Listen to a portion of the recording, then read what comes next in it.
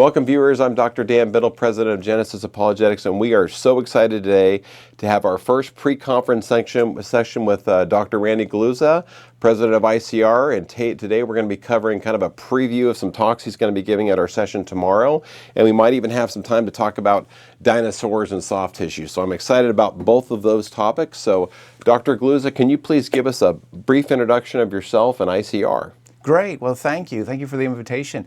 ICR has been around for about 55 years, and we are a large research organization composed of PhD scientists from various disciplines, and we do research into the critical issue of creation and evolution. And that's what we've been doing for a long time. Half a century. Half a century. Yeah. For the first half of our time, we were focused mainly on geology, which we'll probably get to towards the end. Yeah. But now we've made a major turn. We're turning the corner, and the emphasis is on biology, and particularly engineered biology, and explaining that to people of what does it mean to be a highly engineered creature. So we're going to be covering today a fun topic. We're going to be looking at natural selection, which is really the key monument, if you will, of the idea of evolution. You take some natural selection, blend it with mutations, put it on a platform of millions of years, and voila, you have supposedly vertical evolution. What I love about your take about natural selection and continuous environmental tracking is that we've since learned through using real scientific practices with observational science, when you look into the organism, when you look into biology, we find that change and adaptation is actually built into the gene code of species, and it's all giving glory to our creator. So rather than thinking that there's some random chance plus mutation engine that's pumping out the next vertical species of millions of years worth of evolution, we're finding that change and adaptation is actually inherent to the creatures as they read their environments and pass down changes through their generations. Changes that don't necessarily change the DNA code, but changes that are just like toggle switches that allow a creature to adapt, still staying within the kind that God made them, but changing and adapting based upon the environment that they're in. So to me, this is a colossal level pivot that's gone on in just the last few decades, and I think ICR is really spearheading that change.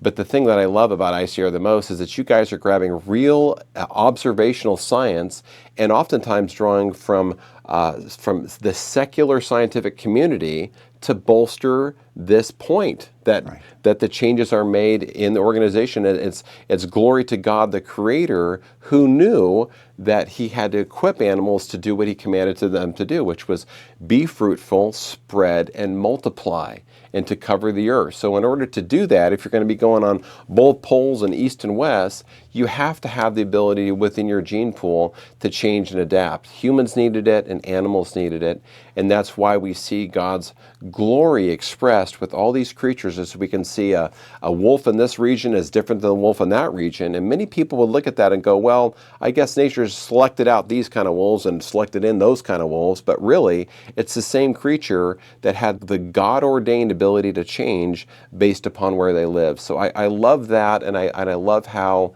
it gives glory back to the Creator, because it shows that His Word is complementary in agreement with science.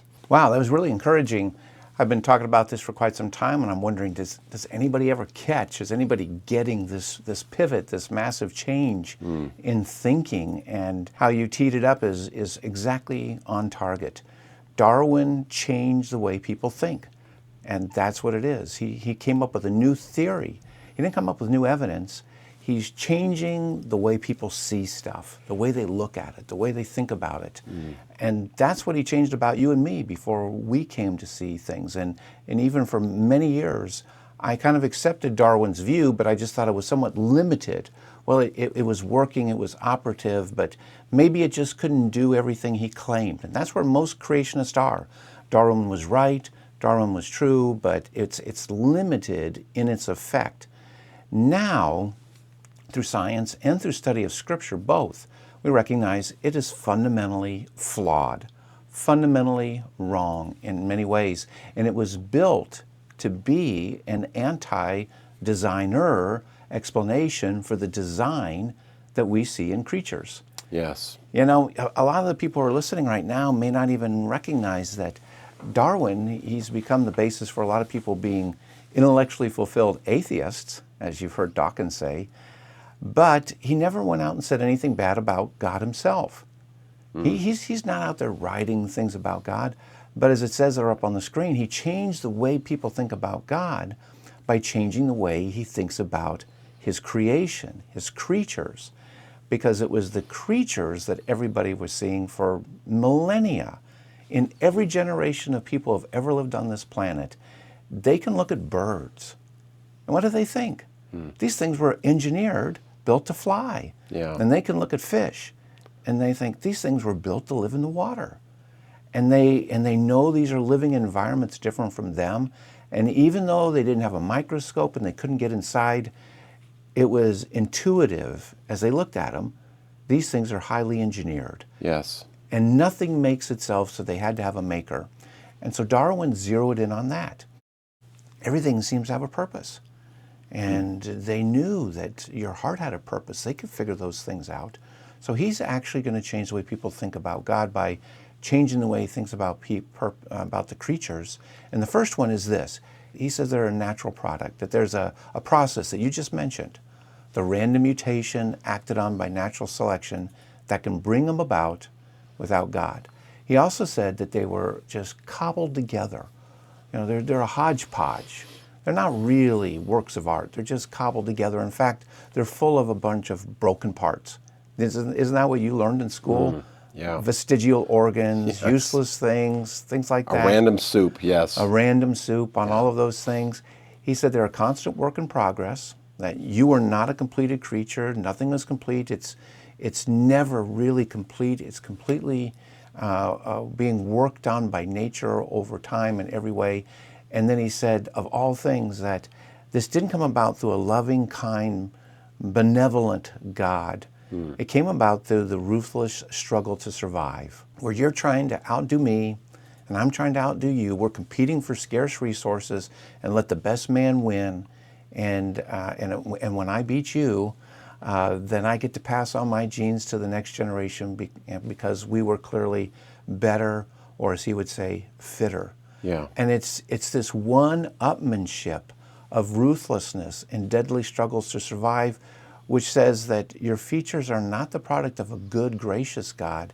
It's due to the selfish struggle for promotion. So who wants to believe in a God like this? Wow. So he gets him right out the door, right from the very beginning. A God who would use a long, slow, random, murderous process to bring about life on Earth through this vertical evolution of survival of the fittest. Exactly. Yeah. And he doesn't even bring about perfect creatures. They're cobbled together full of broken parts and leftover things. Yes. And so nothing about the way you and I were taught in school is pointing to an omniscient, benevolent, good God. Oh, yes. And this is why creationists and Christians and the people who are listening right now, you can't make peace with this because it was baked into the theory to be anti-design and anti-designer. That's true. In every way. So you can't really make peace with this in every way.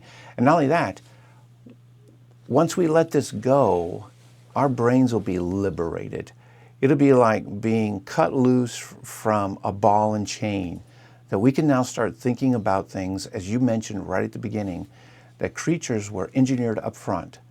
They have built-in capacity, and not just in their genes, in many, many different ways, built-in capacity to take on the challenges of the world, solve those challenges, and fill those niches.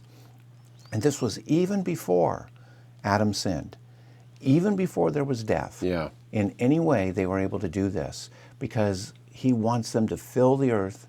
And as you said, they're going to go from pole to pole, east to west, but they're also going to go to the bottom of the ocean. They're going to go to the top of mountains. They're going to go to hot zones. They're going to go to cold zones.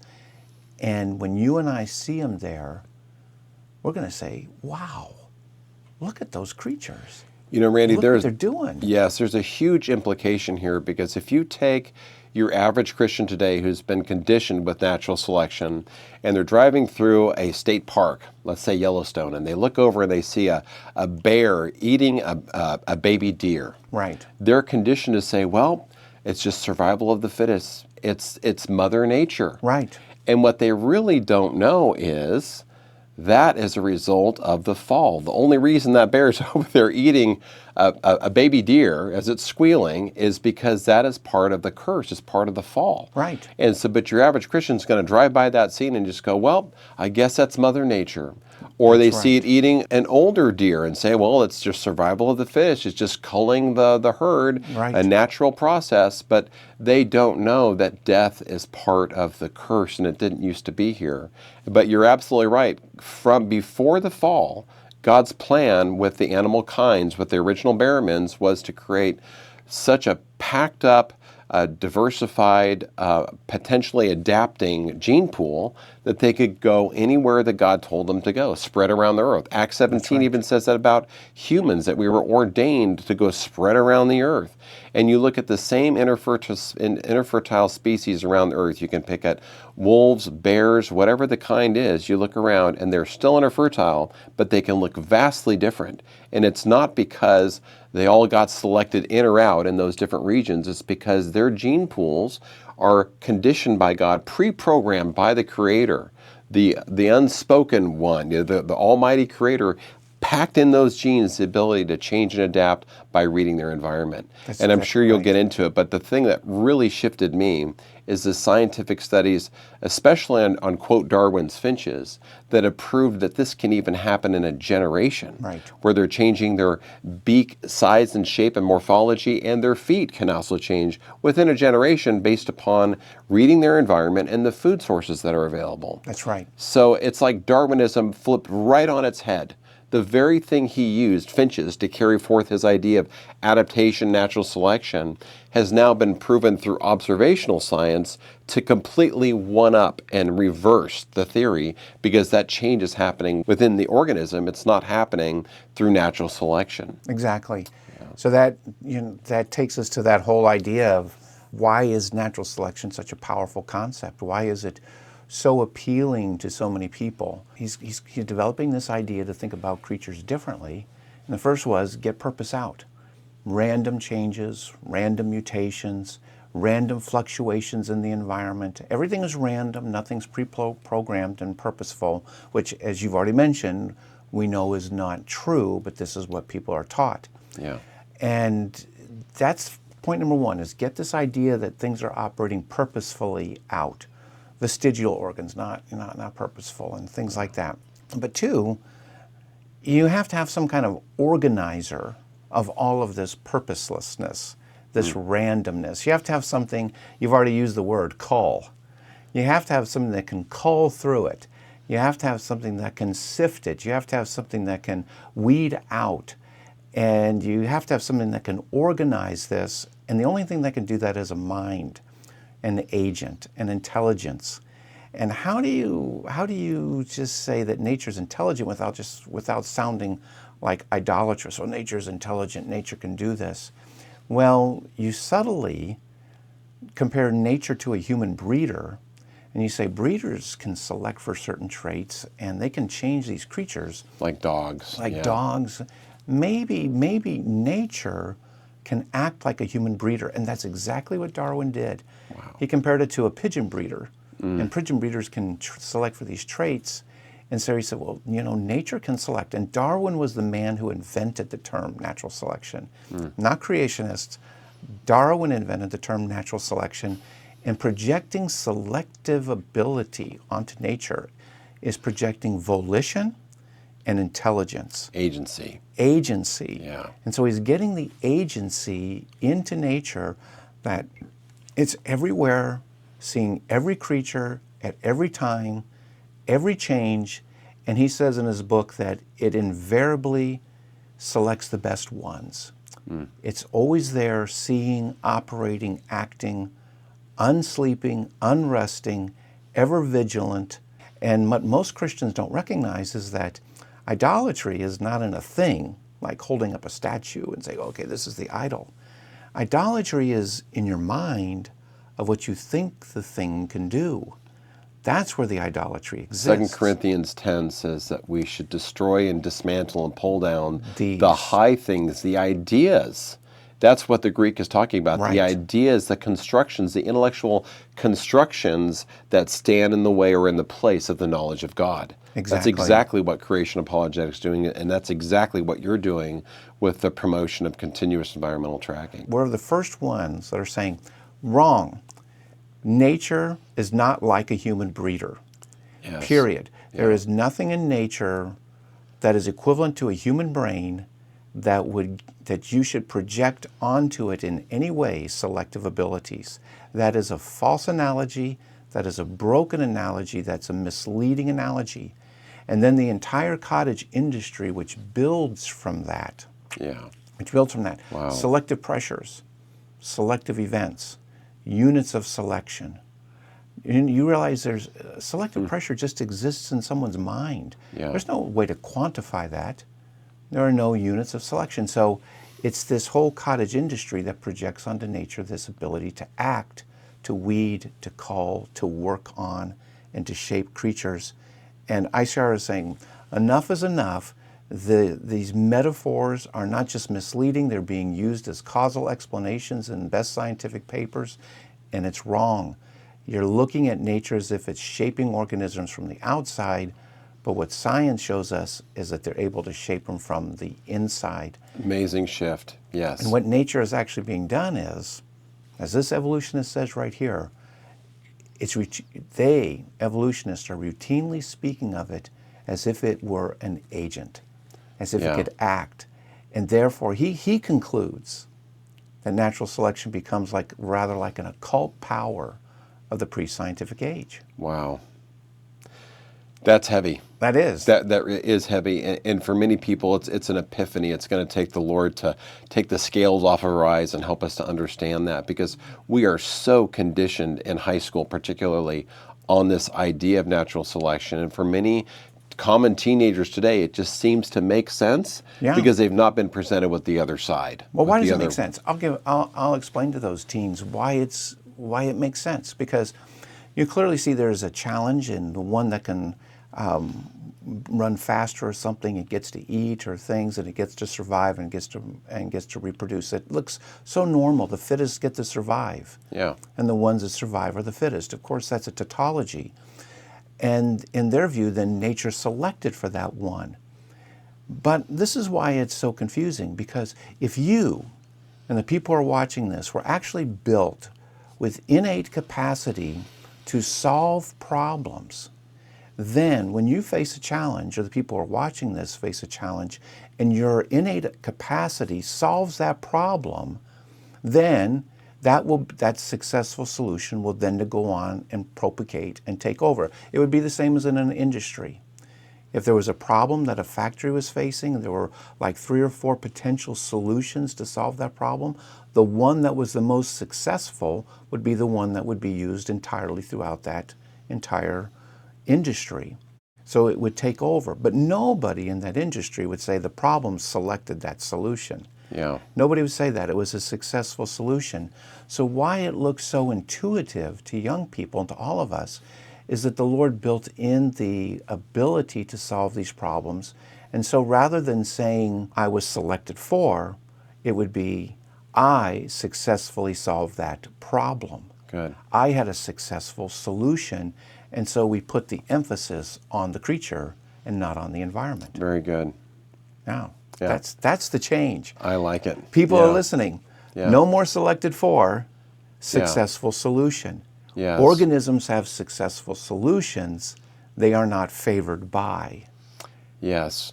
And this really puts the glory back onto God, because it attributes Him as a grand designer to equip the animals to do what He commanded them to do: spread and be fruitful and multiply throughout the ranges of the earth. Right. And so it's a complete, to borrow the overused term, paradigm shift. But that's exactly what it is. It's paradigm. So let's sum that baby up right here. Perfect segue. Okay. This is what evolutionists, they see a non-designed, random process where the environment is operative on relatively passive creatures, where creatures are shaped by the vicissitudes of nature. They're this passive modeling clay being shaped by nature. And that change is random, it's purposeless, it's undirected, Survival of the fittest is trial and error, hit and miss. As you can see, nothing is planned or purposeful here on all of that. And change, in Darwin's view, had to be slow and iterative and very gradual, or as he would have said, numerous successive slight modifications. So nothing in this view is purposeful, it's random, and it's completely undirected. But what we'll talk about here in just a second is the exact opposite. Great. It's an engineered, purposeful process where, Yes. as you kicked us off, organisms are built in up front with the ability to solve problems themselves, that they are not passive modeling clay, they're actually active problem-solving agents, reflecting the glory of the one who made them that way. That internally, all of their changes are highly regulated. There's a control system for everything that's operating inside of you, and as an engineer, we can look for that, and as a biologist, we can try to find it. You know, at the most basic sense, you can look at what happened during the famine in Sweden, when an entire generation was going through a famine, not having enough food. And did you know that their kids were born with more fat cells than the average kid was born with? Exactly. Because they read the environment and like, hey, our next generation is going to need to have the ability to store fat way better than we've got, and they passed on that toggled on adaptive switch. Exactly. Yeah. And when you said they read the environment, it's not that they're consciously reading the environment. Yeah. It's the control systems built inside of them Yes. are watching what's in the environment plus what's happening inside of them.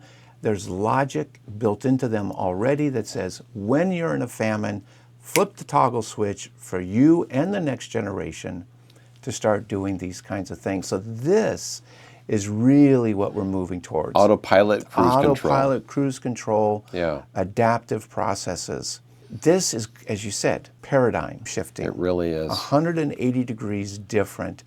You know, everybody, we're talking about in terms of irreducible complexity, we have a flagellum. Yeah. And we think about that.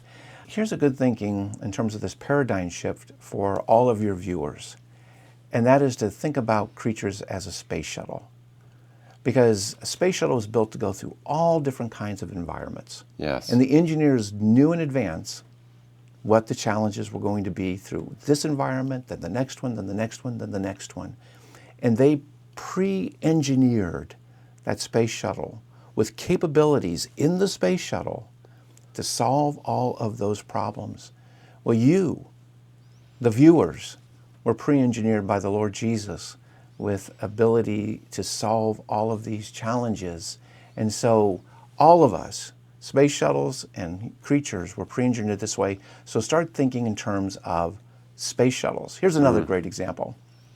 You don't live in a place where you get hurricanes around here that much. No, we're sunny California. But you get fires. Yeah. Anyway, this was a hurricane that went through, and you can see in the picture, all the houses in the neighborhood were wiped out, except there's one that's there. It's standing. Did that hurricane favor that house?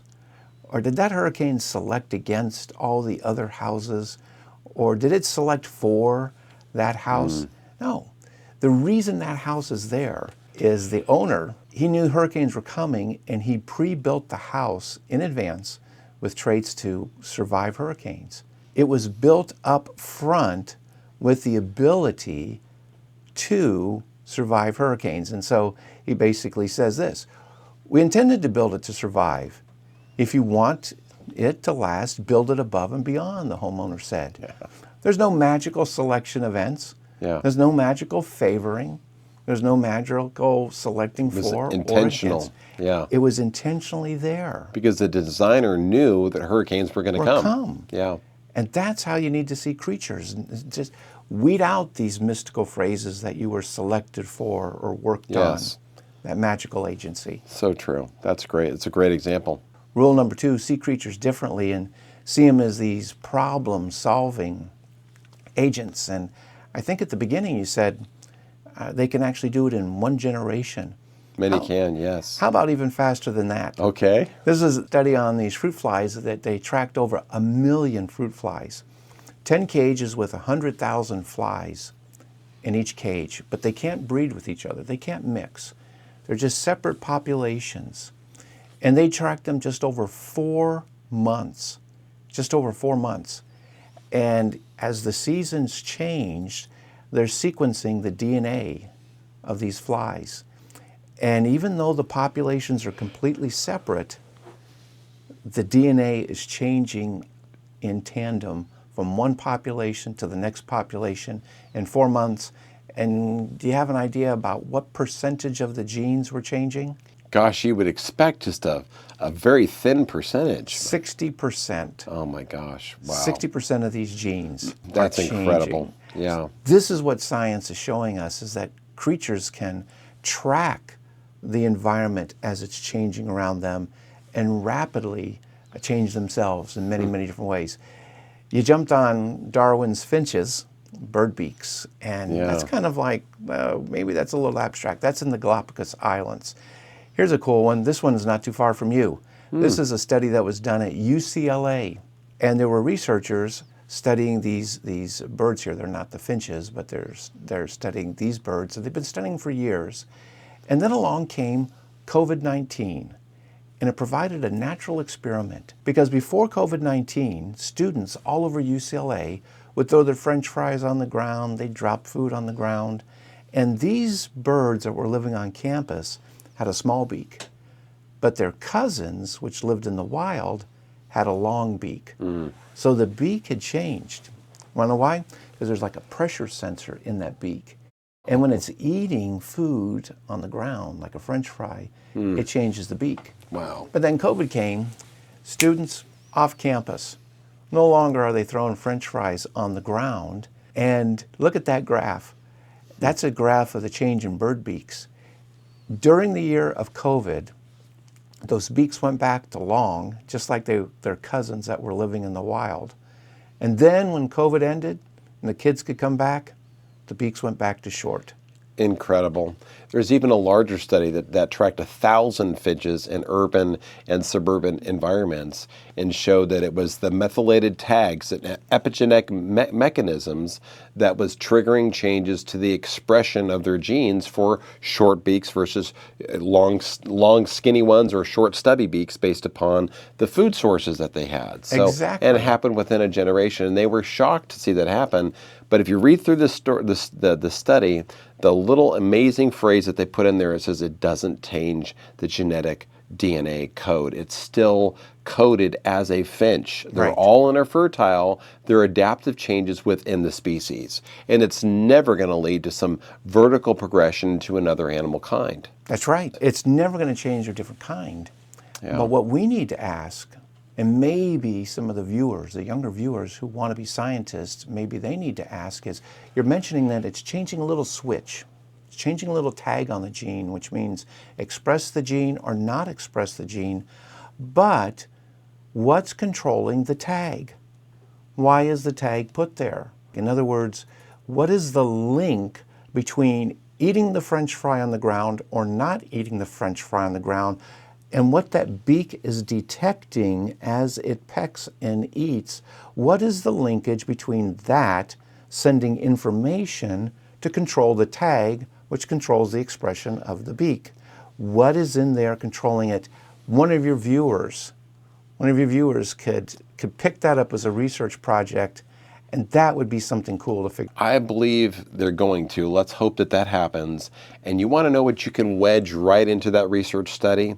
The glory of God. That's right. Because rather than sitting back and saying, well, it's the abstract nature that's doing all this selection, has a power of generating new species and vertical evolution, rather than attributing chance as a creator designer, whoever can figure out that connection between the beak pressure sensor and the change to the methylated tags, in that space is the glory of our Creator. Exactly. Because that attributes Him as an intentional designer to do that, to magnify Himself as a creator. Exactly. So that's why I'm so enthusiastic about this. I mean, generations before us, they weren't onto this. They were all duped into the lie of natural selection plus mutations over millions of years equals vertical evolution.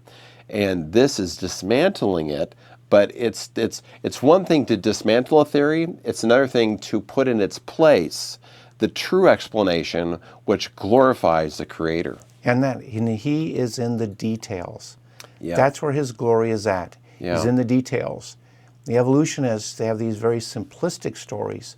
The environment changed, the beaks changed. The environment drove the changes in the beaks. And that's how they see it. They see the environment driving these things. What a simplistic, unscientific, naive story. And in their mind, everything was so simple. And you and I bought into that for the longest time. But as you just mentioned, the glory of the Lord Jesus, for by him all things were made.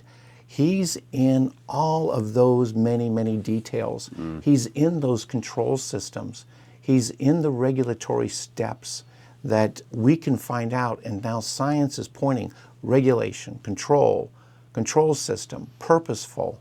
All of this is happening in order for those beaks to change very, very quickly. Randy, I wonder how many discoveries have not yet been made because people have been duped by the idea of natural selection and random chance and random agency. They're not even looking for the mechanisms yet. That's right. But the work that you're doing with continuous environmental tracking is going to wake up some of our viewers, let's hope, to look into the mechanisms, because their presupposition is a designer designed this, and therefore I'm going to look for the design to be able to explain exactly what's going on. But if you're coming at a research project with the supposition that there is no God, there's no designer that made adaptive ability within organisms, you're just going to say, well, I'm not even going to know what to look for. I'm blind to it because my expectation is it's all chance, it's all random, it's all natural selection. Right. But the work that you're doing is laying the groundwork for true research to be done, true scientific hypotheses to be investigated, but they're fueled by a worldview that expects God to put in intelligence in the change, design, and monitoring system of species. And I think that's incredible. Yes, it's liberating. I said at the beginning, your mind is liberated. You're liberated in terms of your research. You're not blinded by, oh, that appendix, I don't know what it does. It's vestigial. Those tonsils, I don't know, they're vestigial. Research stifler number one.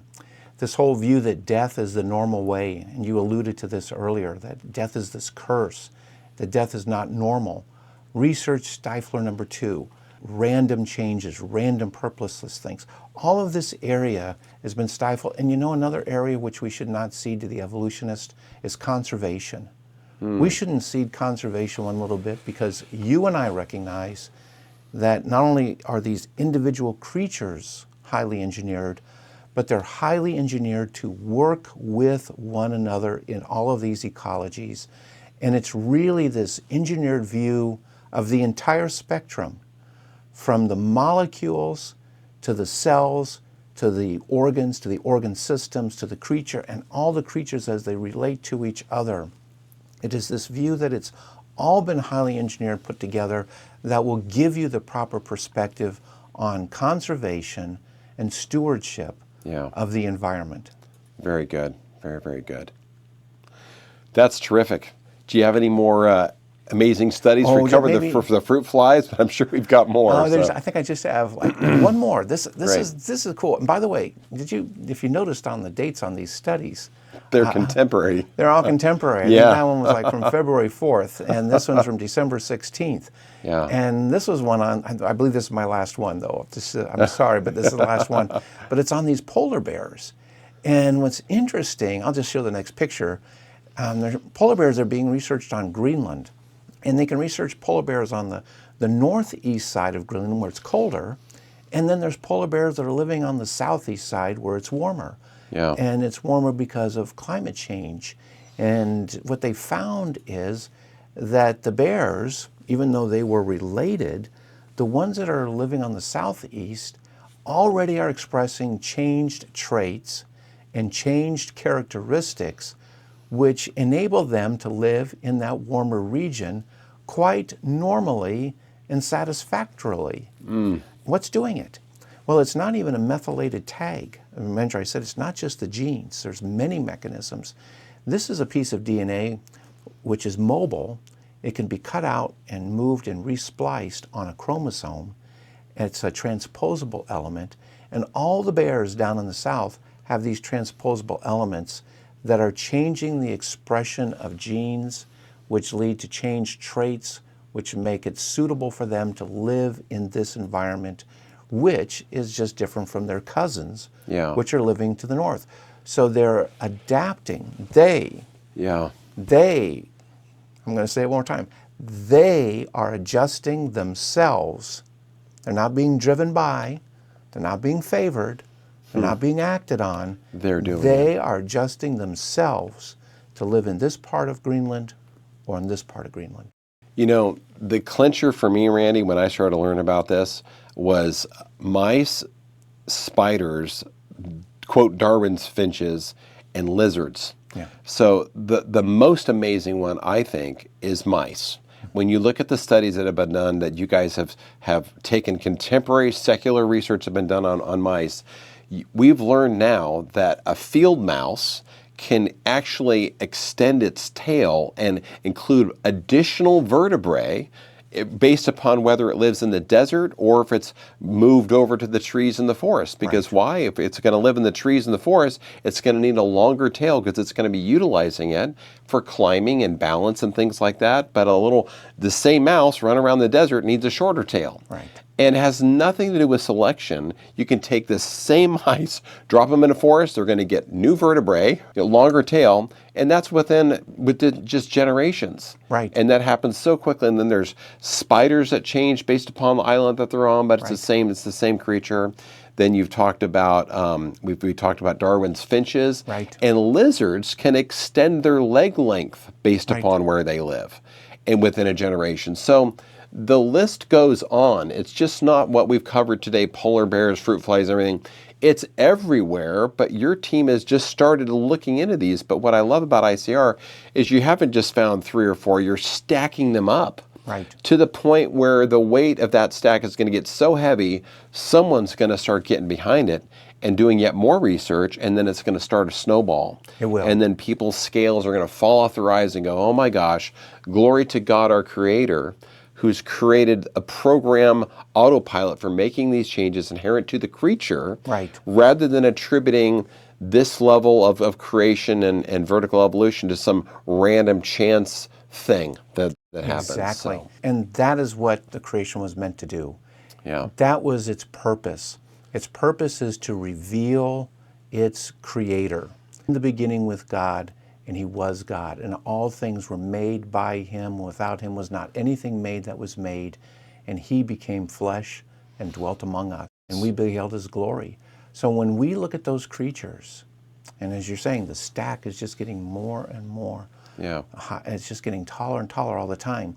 When we look at those creatures and all the things that you said, we see of the Lord Jesus a genius, a knowledge that just greatly surpasses anything that humans have. We see him put things in miniaturization, and we see him put them together in entire systems. We see power. We see power to do things we can't do. And he balances competing needs. We see wisdom. Yeah. We see his wisdom, we see his power, we see his genius. And that is to reveal things to us so that as we enter into relationship with the Lord Jesus, and you're wondering, can he hear your prayers? Can he do anything about those prayers? Does he care? His word is telling you this, but the creation even gives you a tangible way where you say, he can do it. He's got the power. Yes. He's got the wisdom. Creation sings together with that testament. Exactly. Yes, yeah.